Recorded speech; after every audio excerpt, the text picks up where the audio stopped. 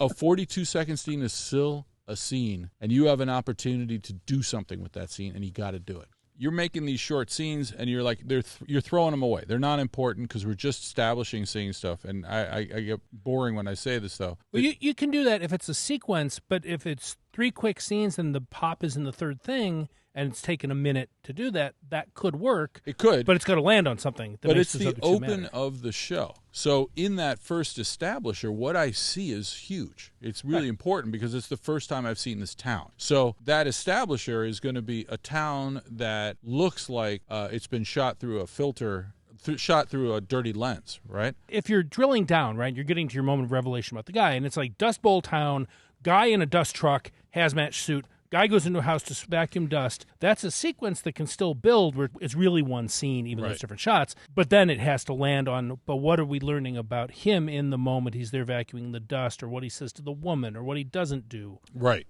That's the point. There's actually there. For example, there's not this. This is a terrible idea. But if in that moment, Jerry, the woman tries to seduce Chuck, right?